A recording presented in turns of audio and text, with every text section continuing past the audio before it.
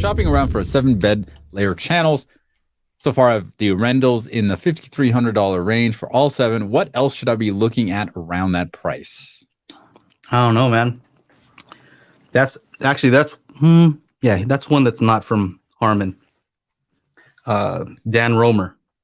Currently using Klipsch RP 8000F 504C 600M with a couple of HSU VTF3 MK5s subwoofers. Side surrounds are like 4 feet from the main position. Less bright would be nice. All right, so let me just tell a quick story. In the after show, we have a guy, Fred, there. Everybody likes Fred, right? Fred's cool. And he had some older speakers, some older Boston acoustic speakers that he really liked. And, he wanted to spend some money, upgrade his system. And everybody's like, you may want to check out some new speakers. You know what I mean? Your speakers are pretty old school. We don't have any frequency response measurements of them. Try out some new speakers, right? And so the go-to was just the Arendals, just because they're reasonably priced and they measure well. If you had to guess, you're just guessing. I don't know, but you want to do an Atmos setup. You need all these other speakers. What are some speakers you can recommend? Arendal's a pretty safe bet, just because the measurements show a lot of stuff, right? Anyway, there he is. He's in the chat. He says Arendal rule. Anyway, he finally gets them, right? And he cannot stop talking about how awesome they are. And he's just like, how did you guys know?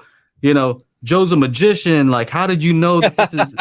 He's saying all this stuff, right? Like, hey, he's a genius. I'm like, bro, it's not genius.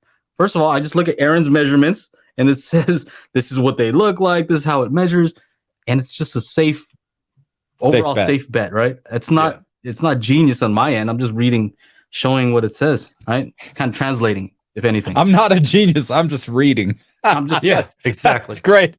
That's great. That's it.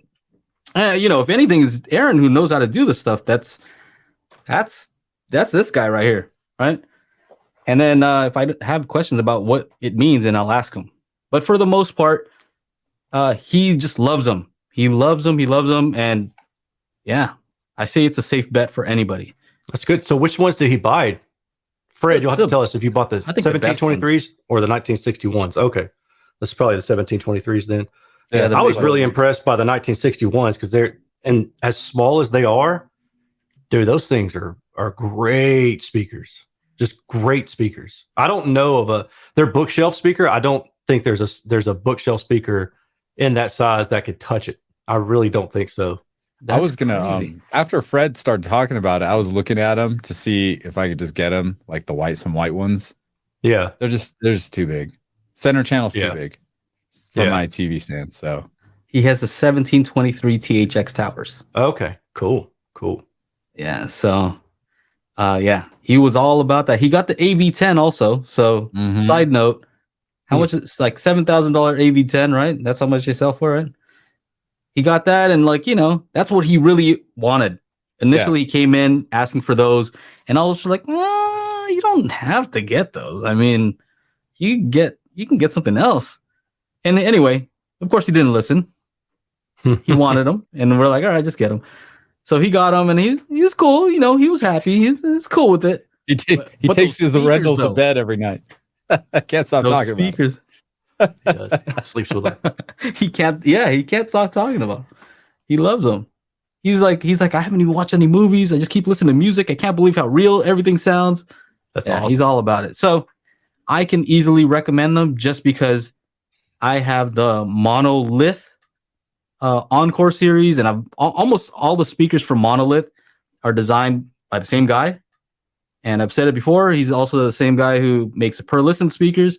And that guy just knows how to make speakers. Right? Dan Romer just knows how to make speakers. Cheap, expensive, everything in between. For everything, for cost no object. Yeah, for sure. Yeah, that's one guy where, like, if you give him more money to spend on speakers, it just gets better. You know what I mean? Mm-hmm. Right. There's no fluff. So anyway, that's how I feel about that. Now, if you'd like to join us in the after show, make sure to become a patron. It would be patreon.com/dailyhifi, and you get to video chat kind of like this with us after the show. It's pretty awesome. You should check it out.